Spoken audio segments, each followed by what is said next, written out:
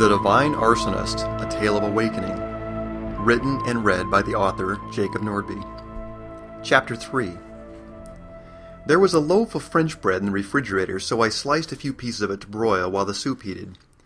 I liked to cook. In fact, back at the office we had a full kitchen, and it was common for me to make breakfast for everyone several days each week. It felt good to create a warm experience, and to be honest, I enjoyed the praise I got for doing it. While the food cooked, I uncorked a bottle of the Merlot. I wondered if Lucius would share some. It didn't matter. I could certainly use a drink right now. Rummaging in the cupboard, I found the stemless wine glasses and placed 2 of them on the granite counter. I poured myself a glass and took a couple of long swallows. The broiler glowed, and the soup bubbled on the stovetop. I stirred, then leaned against the counter and shook my head. I felt separated from my body. No, more like I was fractured and all my pieces were drifting apart from each other. One part of me could feel the cool glass in my hand, taste the complex fruit finish of the wine on the back of my tongue, and smell the cooking food. The other, less familiar part was hovering above my physical self in a neutral state of observation. The sense of duality was powerful, and I was frozen in the moment. I shook out of it as my internal timer blared a warning that the bread was about to burn. I yanked the oven door open and pulled the pan of garlic toast out of the broiler just in time. It was dark around the crusty edges, but the butter and Parmesan cheese was golden brown on top. Perfect. That was close, I thought. I'm really a mess. I turned off the burner under the soup and filled 2 bowls. Fragrant steam rose, and I sprinkled basil on top to perfect the presentation. I loaded TV trays with everything and balanced one in each hand while I navigated the stairs. Lucius had discovered another camp chair and was sitting in it with his eyes closed when I arrived. He sat up, breathed in the mixed aromas, and smiled. "It appears that I chose well in coming here tonight. What are the chances that some guy hanging out in a cabin would unpack a gourmet meal in less than 10 minutes? I expected to eat a hot dog," he said. I chuckled, and then lifted the bottle of wine and raised my eyebrows. He nodded, so I poured him a glass and refilled my own. He accepted the wine and placed it on his tray. He spent a few seconds arranging the silverware and dishes, then he closed his eyes and began to rub his palms together gently above the food. He did this for a few seconds, and opened his eyes to stare into the sky. He opened his hands and moved them with spread fingers around and down to the sides of the plate. It was as if he was creating an invisible dome over his meal. The steam from the bowl swirled and took on a magical glow in the firelight for just a moment. Then he picked up the bread, broke it, and took a large bite. I had already begun to eat, but when he began his odd little ritual, my spoon froze halfway into my mouth. He glanced over at me, chewing. Suddenly I remembered what I was doing and fell to the business of eating. "You seem confused," he said. "Oh, no," I said. "Well, actually, what you did just reminded me of how I was taught to say a prayer before I ate. It's been a while is all. You did something extra, too." "Ah," he said, and ate a few more bites. The moment of silence stretched, and I felt uncomfortable, as if I was waiting for an answer he thought he had already given. He looked up again just as I turned back to my food. "Ritual," he said. "You're surprised to observe mine. We'll talk about this much more." "What, you mean your food blessing thing?" "No, we'll discuss ritual in general. It has been largely lost in human society, much to your detriment." "Oh, but what was the thing with the food? That was just different." "Everything is energy," he said. "Food is a direct, powerful form of energy that we use to fuel our magical bodies." I paused for a moment before eating to feel gratitude and align myself with the energy of the food. That keeps me conscious of what I'm doing. When I hold out my hands with thanksgiving over the food, I'm experiencing its pleasure and anticipating what I'm about to put into my body. It's good to be mindful. I let his words sink in while we both finished our bread and soup. Magical bodies, I thought, and glanced down. My body wasn't something I enjoyed seeing in a mirror these days. When I married Jennifer almost 14 years ago, I weighed 165, tight and lean. Now, although I hadn't been on a scale for months, I was probably 70 pounds heavier. I didn't feel magical. It was a nagging frustration. I couldn't seem to get off the roller coaster of fad diets. Then there'd be a sporadic bursts of working out followed by months of indulgence. Lucius sat there looking like a goddamn mountain ninja, tan and sinewy. I envied him.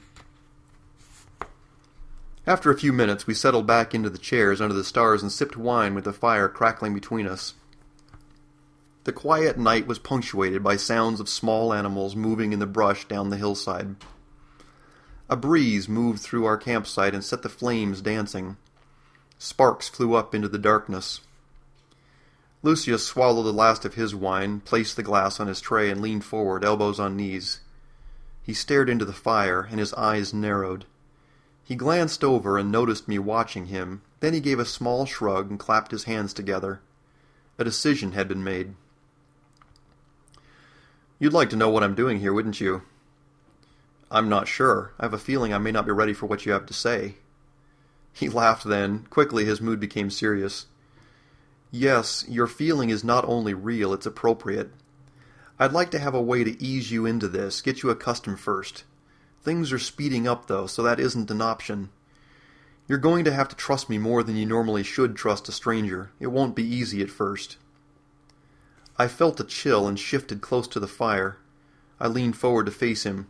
"Look, everything that happened to get me here today and everything about tonight has been surreal. I feel like I'm dreaming right now. Whatever you have to say is going to fit right in with the overall weirdness, I'm sure." He drew in his breath, held it, and then let it out with a sigh.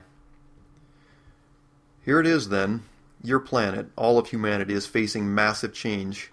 It's a birthing process. You've already begun to experience the early pains of this around the globe. The symptoms may look normal. Famine, war, and oppression have been with the human race even before your history books were written. The difference now is that everything is speeding up and shifting much more rapidly. Know what I'm talking about?" "Well," I said, "yes. I mean, it does seem like there's a mad rush going on right now. Even in my life, things are moving so fast I can't catch my breath. Is that what you mean?" "That's a sensation, and it's just one clue you've noticed so far. Everyone and all things are aware at different levels.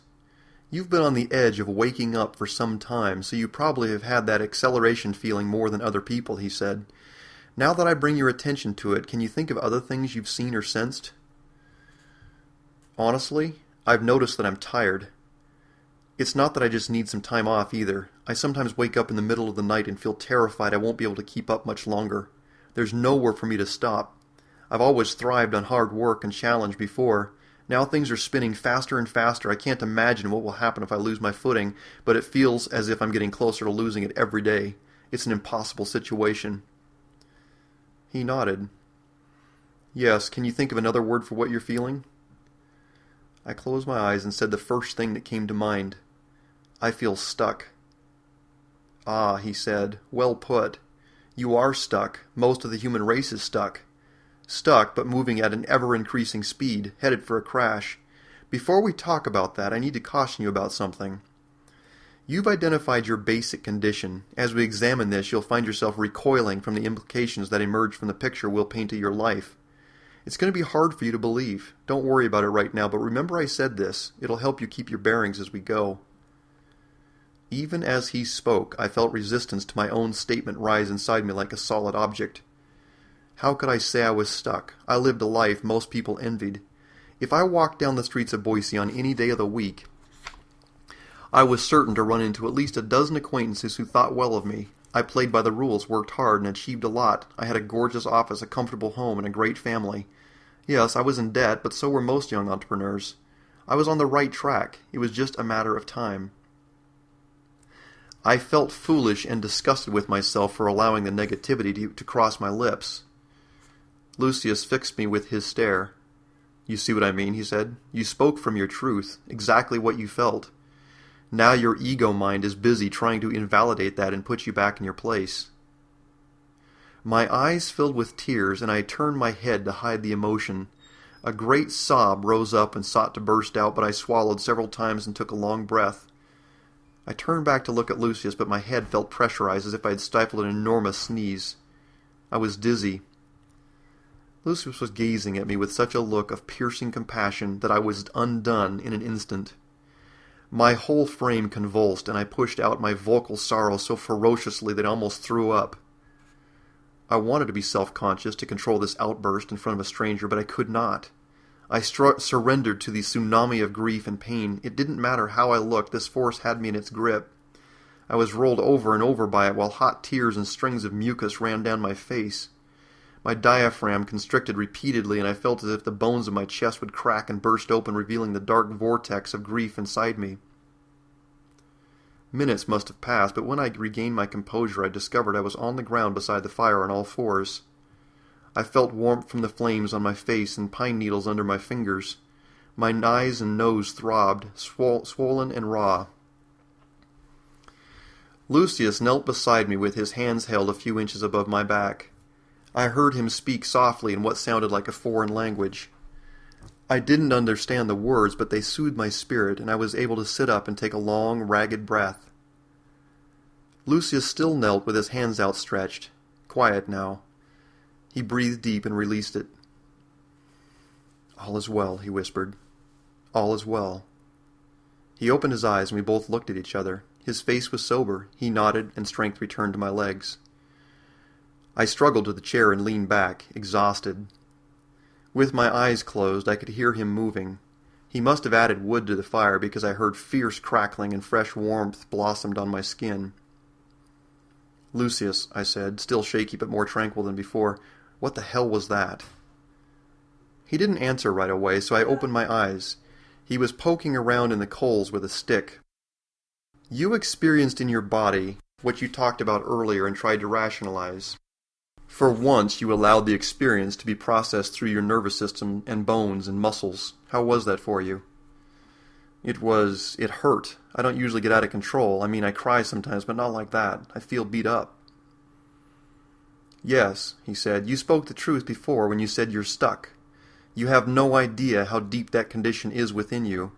Because you have dammed up your feelings for so long, when a surge like you just experienced comes roaring out, it tears a path through years of clutter. That hurts. It's all right, though. You'll feel better soon." I nodded. "I already feel lighter. That was almost like therapy." "Oh," he said, "it isn't almost like therapy. It is therapy, and it's powerful, too. What I don't want you to do now, though, is feel such relief that you lose sight of the bigger picture. It's too easy to blow off steam, get rid of the pressure, then return to what you call normal. Too easy to go on without seeing the massive knots that have kept you tangled your entire life.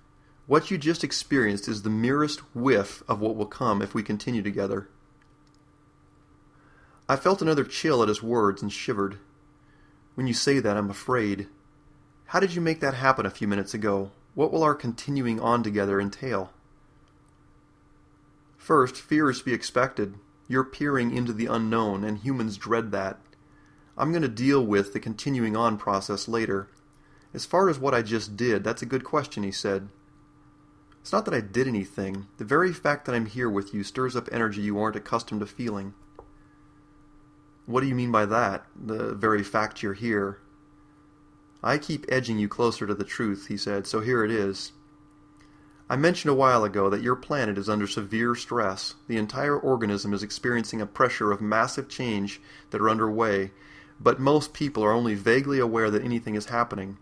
A few tribes of people in places like Africa and Australia are sensitive to the vibrational shift. Wild creatures in nature feel it their own way too. What you call the civilized world, though, is so insulated from reality that the message isn't getting through to those who need it most. I occupy a different dimension most of the time, but I'm part of a group you could call helpers. I'm sent to find those who are ready in your world and help them wake up." "So, you're an angel?" Sort of. There are many of us here right now. In fact, down through history, we've always held this space and have been present. During times of extreme change, the veil that usually hides us gets thin. Then we're visible and can communicate with humans. This time on Earth is critical, so my fellow helpers and I are moving fast. We only appear to people who are ready. I don't want you to get tangled up in this story of specialness, but you're one of a handful being visited like this right now." I started to speak, but he waved me off and continued. "In the past, I would have befriended you in a normal way. You wouldn't have noticed anything unusual for years. I would have taken a lot of time to gain your trust, get to know you, and move you into the process of awakening. Right now, though, time grows short. Events and cycles are accelerating. This requires that I deliver my message in ways that don't allow for much buffering. You get the raw feed, so to speak, the full dose. This is rock and roll, buckle your seatbelt time. I wish it could be done another way, but it's too late for that now. Irrational. Unbelievable. I was entertaining a visitor from another dimension. Wait until I try to explain this to anyone back in the city. Nevertheless, the deep, silent gong that had reverberated within me all day long boomed again in confirmation. This strange man had much to say, and instinct told me that I'd better listen, no matter how improbable the whole thing sounded.